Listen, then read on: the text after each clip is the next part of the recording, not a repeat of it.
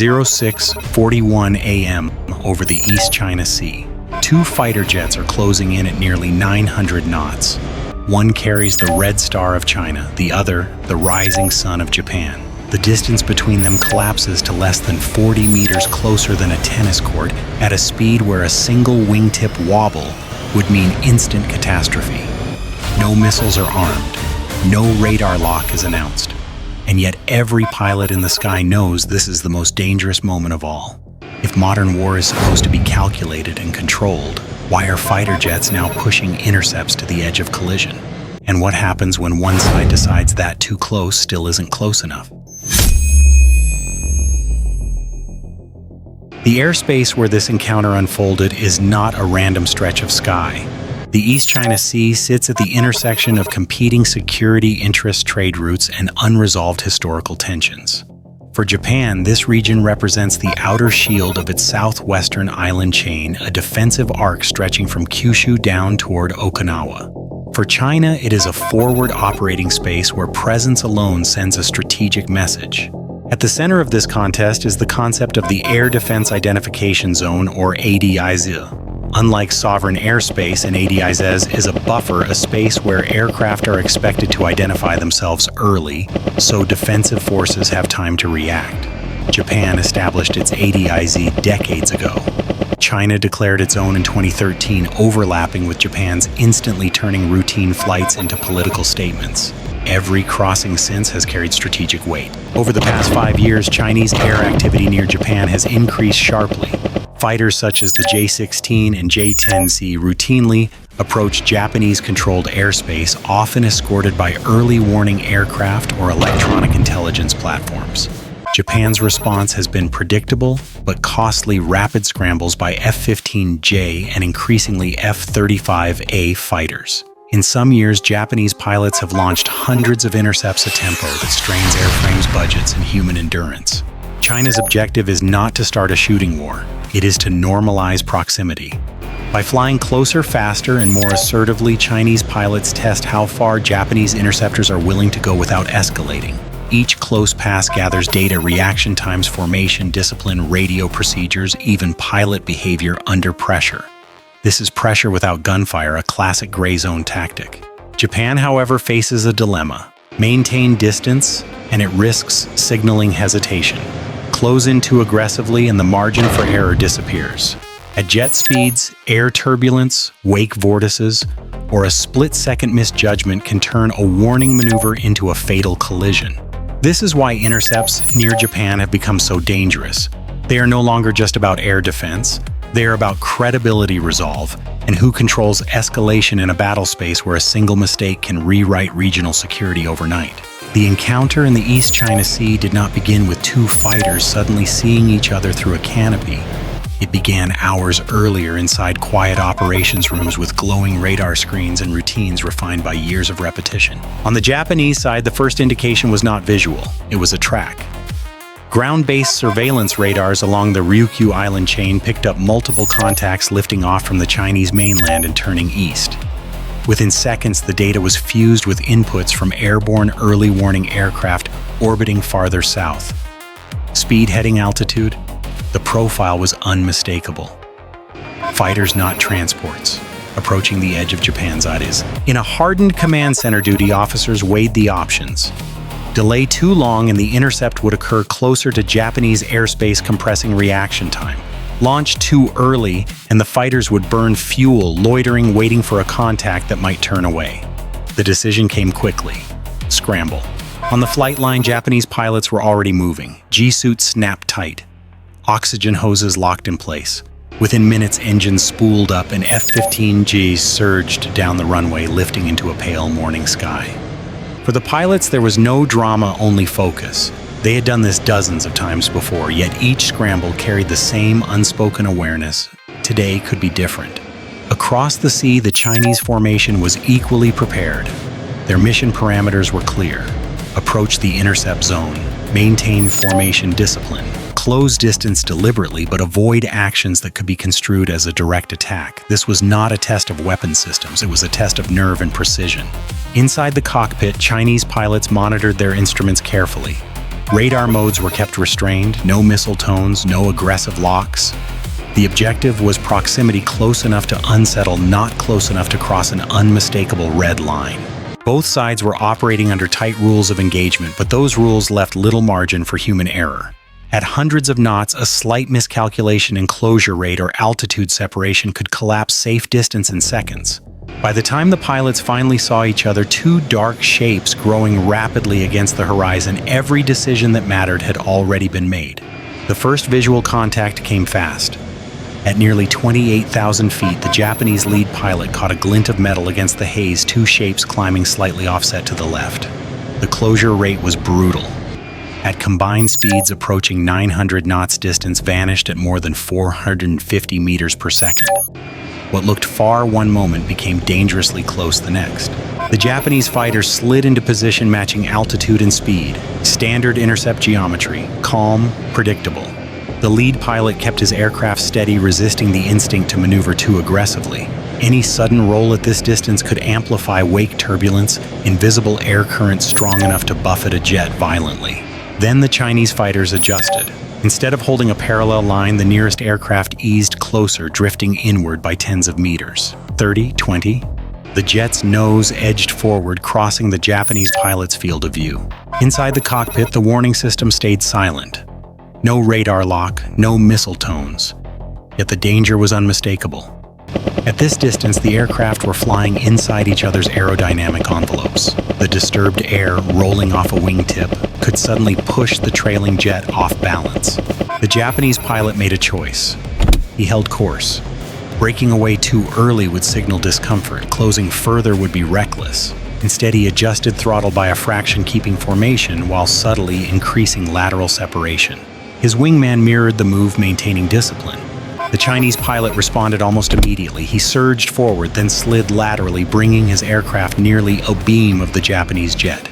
For a brief moment, the two fighters flew side by side, less than 40 meters apart, close enough to see helmet reflections through the canopy, close enough that a single control input made in panic could end both crews. This was the edge. Then came the moment that shifted everything. The Japanese aircraft's targeting pod had been recording the encounter in high resolution. As the Chinese jet edged forward again, closer than before, the Japanese pilot keyed his radio, not to warn, not to threaten, but to mark the event. Time, altitude, bearing, every parameter captured, every movement documented. At the same time, the Japanese formation executed a subtle but deliberate maneuver. Not an evasive break, not a chase. A controlled offset turn, creating a wider lateral gap while maintaining escort position. It was a signal, visible, restrained, unmistakable. The Chinese fighters hesitated. For several seconds, the formations held this tense geometry, neither side escalating, neither disengaging. Then, almost imperceptibly, the Chinese lead aircraft eased back, restoring a safer distance. The message had landed. Minutes later, the Chinese jets turned west, descending toward home. The Japanese fighters did not pursue. They shadowed until the tracks peeled away, then reversed course, fuel gauges low, adrenaline still high. The intercept ended without a collision, without a shot fired, without a word exchanged. But it was not a routine encounter, because this time something had changed. The incident was no longer just a pilot's report filed at the end of a long shift. It was evidence. Clear, measurable proof of how close the margin had become, and how quickly pressure in the sky could force a decision on the ground. The real consequences of the intercept began after the jets landed. Within hours, the recorded footage and flight data were reviewed by Japan's Air Self-Defense Force Command. Frame by frame, analysts measured separation distances, closure rates, and control inputs. The conclusion was unambiguous. The intercept had crossed established safety thresholds. What had been routine pressure now carried documented risk.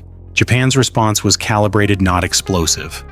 The Ministry of Defense issued a formal notification describing an unsafe aerial approach, carefully choosing language that emphasized aviation safety rather than military confrontation. The goal was clear: frame the incident as a risk to pilots' lives, not a provocation deserving retaliation.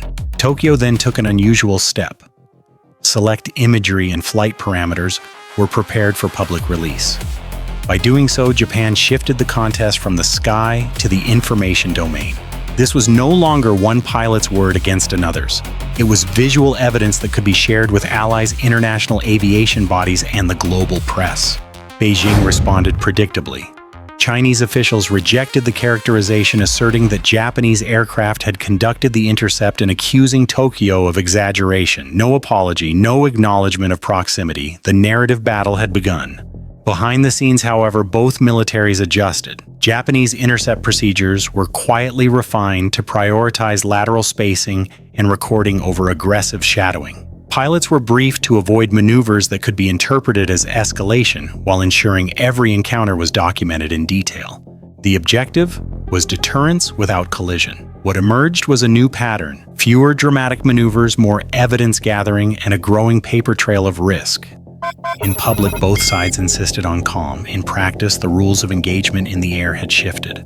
To understand why this intercept was so dangerous, it helps to step away from politics and look at physics. At fighter speeds, distance collapses brutally fast. When two aircraft approach each other at a combined speed of 900 knots, they close nearly 460 meters every second. At that rate, a separation of 40 meters leaves less than a tenth of a second to react to an unexpected movement. Human reflexes simply cannot keep up. Even when jets fly parallel, the air between them is far from calm. Each aircraft generates wake turbulence, swirling vortices of disturbed air that trail off its wings. At close range, these invisible forces can suddenly roll or yaw a nearby jet, forcing a corrective input. At low speed, this might be manageable. At high altitude and high speed, it can become unrecoverable. This is why international aviation norms exist for intercepts. Safe procedures emphasize stable geometry, predictable maneuvers, and sufficient lateral spacing to account for turbulence and reaction time. There is also the issue of perception. In the cockpit, pilots do not see intent, they see motion. A slight drift forward can be interpreted as a positioning maneuver or the beginning of a cutoff. At high closure rates, the difference between those interpretations is measured in milliseconds. This uncertainty is what makes close intercepts uniquely hazardous, even when weapons remain cold. Technologically, modern fighters are extremely capable, but they are not immune to physics. Fly-by-wire systems can dampen instability, but they cannot override the fundamental limits of airflow and inertia. No sensor, no software, no helmet display can guarantee safety once aircraft enter each other's aerodynamic envelopes. This is the paradox of modern air power. The more precise and controllable aircraft become, the more tempting it is to push proximity as a signaling tool. But precision does not eliminate risk, it disguises it until something goes wrong. In the skies near Japan, this technical reality is now colliding with strategic ambition, and that collision is happening at speeds where mistakes are not corrected, they are fatal. What happened over the East China Sea did not end when the fighters turned away. Its impact rippled outward, reshaping how risk is calculated in one of the world's most sensitive airspaces. For Japan, the incident reinforced a hard truth: constant intercepts are no longer just a defensive routine, but a sustained stress test on pilots, aircraft, and command judgment.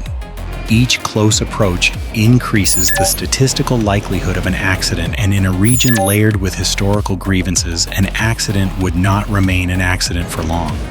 For China, the encounter highlighted the double-edged nature of pressure tactics. Flying closer may demonstrate confidence and capability, but it also hands the initiative to the defender once evidence is documented and shared. What was meant to signal resolve can instead strengthen alliances, justify expanded patrols, and accelerate coordination between Japan, the United States, and regional partners. The lesson is sobering. Modern military competition increasingly unfolds below the threshold of open warfare where pressure replaces firepower. Yet the tools of this competition, fast, jets-tight formations, aggressive maneuvers, carry consequences that cannot be calibrated once momentum builds. In the end, deterrence in the air depends not only on strength but on restraint. When restraint erodes stability, does not fail loudly. It fails silently at hundreds of knots with no time left to pull away. The intercept near Japan did not produce wreckage headlines of casualties or emergency summits, and that is precisely why it matters. Modern military crises rarely begin with explosions. They begin with pressure applied incrementally repeatedly until the line between routine and danger disappears. In this case, two fighter jets never fired a shot yet came closer to triggering a regional crisis than many live-fire exercises ever have. For Japan, the lesson is clear. Air defense is no longer just about protecting airspace. It is about managing risk in an environment where adversaries deliberately operate at the edge of acceptable behavior. Cameras, procedures, and disciplined restraint have become as important as speed and thrust. Winning the encounter now means returning safely with evidence. For China, the incident underscores the limits of proximity as a signaling tool. Pressure that relies on shrinking margins eventually transfers control to physics, not strategy. At jet speed, intent cannot be clarified fast enough to prevent disaster once something goes wrong. In the skies over the East China Sea, restraint has become the most valuable capability of all. The question is whether it can hold under sustained pressure or whether one day too close will finally mean too far. Bye for now.